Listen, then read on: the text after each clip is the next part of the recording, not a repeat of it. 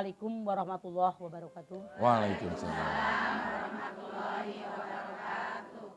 Yang saya hormati ibu-ibu yang hadir di studio, yang saya hormati pemirsa Antv dimanapun Anda berada. Pagi hari ini judul kita yaitu orang ketiga. Apa sih yang dimaksud orang ketiga di sini?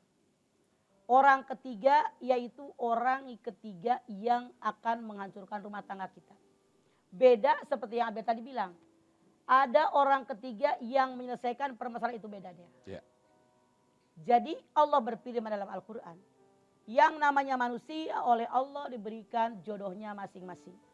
Diberikan pasangan masing-masing. Pernikahan itu tujuan pernikahan litaskunu ilaiha. Agar kamu tenang dan tentram. Sakinah kita kenal.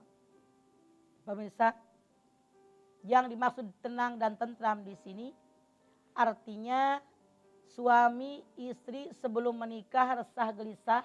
Begitu dinikahin, anteng. Boro-boro keluar rumah, keluar kamar henteu. Anteng itu namanya sakinah. Sekarang kita lihat. Yang namanya orang rumah tangga, saya yakin semua orang rumah tangga termasuk hari di sini.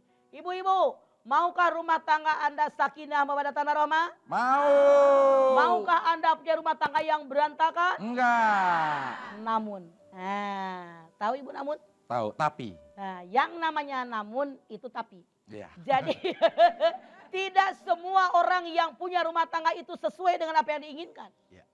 Semua pengen rumah tangganya bahagia. Tidak ada yang pengen rumah tangganya hancur.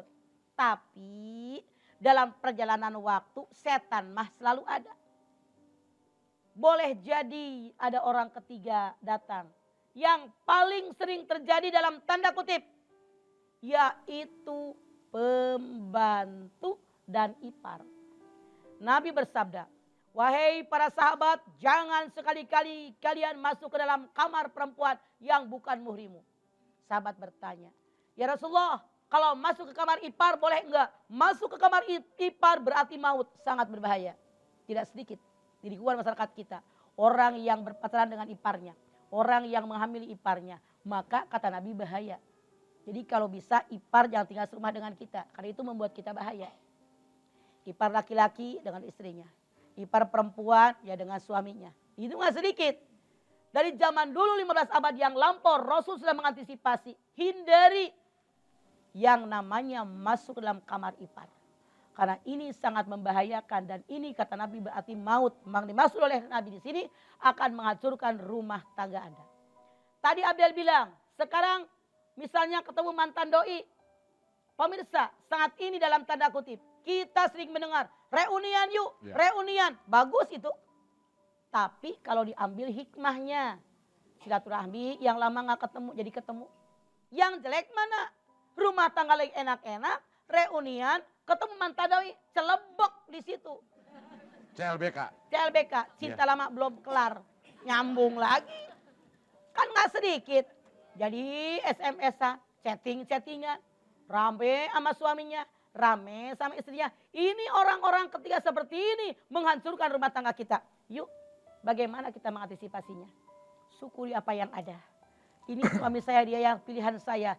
Ini istri saya, dia pilihan saya. Saya bina rumah tangga. Kalau setan mah di mana-mana juga ada. Jangan mau digoda setan. Disyukuri apa yang ada. Jangan melihat rumput hijau di rumah tetangga. Tapi rumput yang kita miliki diperhijau oleh kita. Kalau laki-laki yang sudah punya istri cantik jelita baik. Kemudian pacaran dengan yang lain. Matanya dibalik oleh setan. Kata iblis, aku balik mata mereka. Kupercantik si perempuan di mata laki-laki. Kupertampan si laki-laki di mata perempuan. Makanya jangan aneh. Heran ya. Suaminya gagah perkasa. Mana pinter, mana hebat, jabatannya tinggi. Pacarnya sama dia. Jangan aneh. Dibalik oleh setan. Aneh ya. Bininya cantik banget. Kok dia pacaran sama pembantunya, lantu dia dibalik. Saat itu cewek itulah yang tercantik buat si cowok, cowok itulah yang pertampan buat si cewek. Kenapa? Matanya siwer dibalik oleh setan. Jadi orang yang punya, tahu siwer? Kicer. Kicer. Iya. Jadi, jadi orang yang punya orang yang ketiga, matanya dibalik oleh setan. Na'udzubillah min dzalik. Jangan temani setan, jauh dari kita.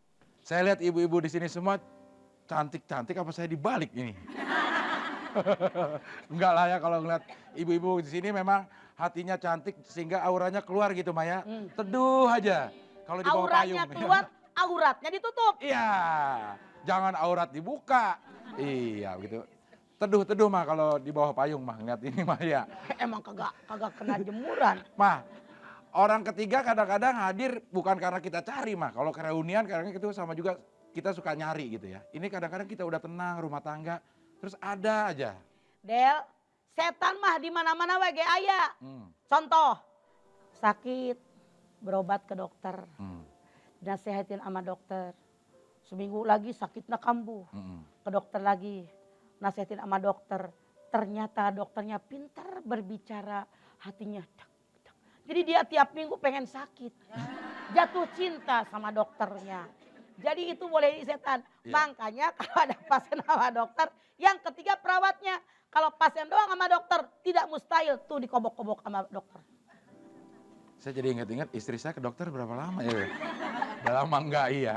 Ya, Maaf baik. para dokter, Ya. tidak semua, tapi banyak yang begitu. Iya. Oke baik. Sebelum Ibu bertanya, saya akan bacakan dulu pertanyaan yang sudah dikirim dari hamba Allah di Palangkaraya yang bertanya melalui email di hatikehati@an.tv. Assalamualaikum warahmatullahi wabarakatuh. Waalaikumsalam. Ya.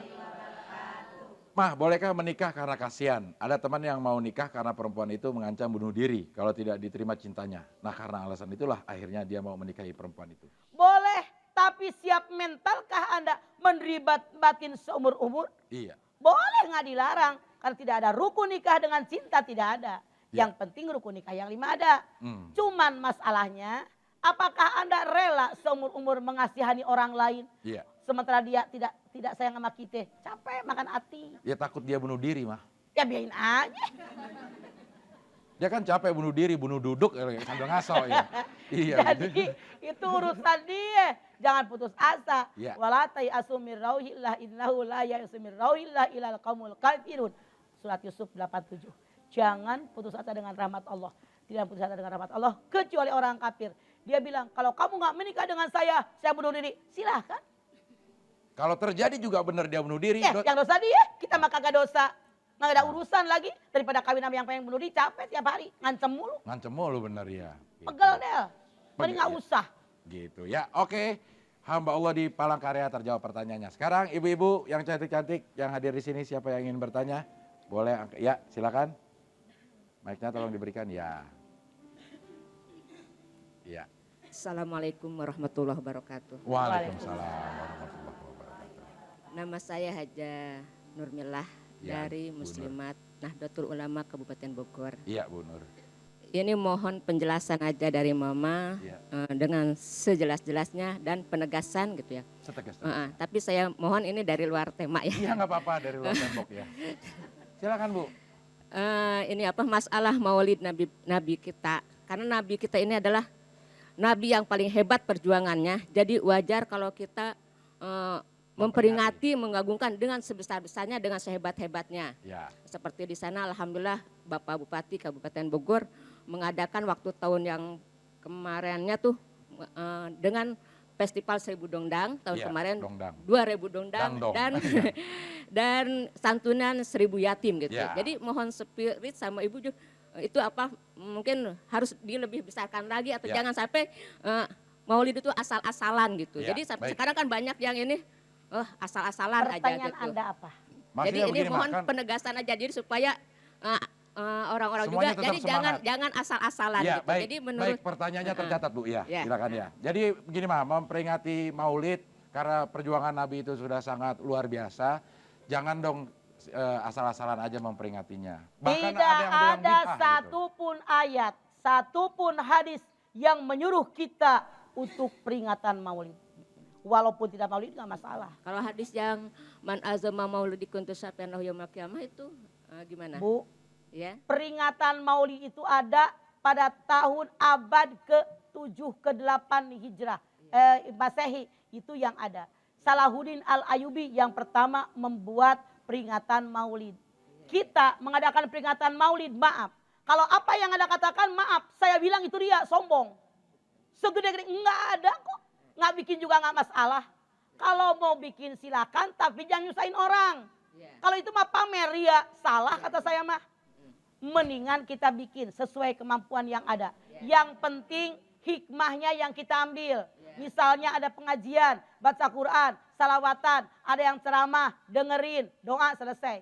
Maaf dalam tanda kutip, di kita kebanyakan budaya di masyarakat kita, kata saya sih salah. Nyuguhin makan, panitia sibuk, nggak ngedengerin ceramah, hayo nyuguhin makan. Yang ceramah-ceramah, yang makan-makan, yang ngegoreng mie, yang nyuci piring, yang ngebenahin prasmanan, kapan ngajinya? Itu salah. Buat apa gede-gedean? Nggak ada, ria itu kesombongan. Saya sangat tidak setuju. Sekedarnya yang penting ambil hikmahnya. Tuh yang ceramah didengerin, yang ceramahnya ilmiah, itu yang dipakai, itu yang benar. Jadi nggak ada, semeriah, nggak ada, itu kesombongan. Buat apa? Ya. Yang penting hikmah dari perjuangan Rasul kita sampaikan depan masyarakat, mereka menyimak, mendengar, mengerti, bawa pulang, diamalkan. Itu yang terbaik pemirsa, itu yang benar. Ya.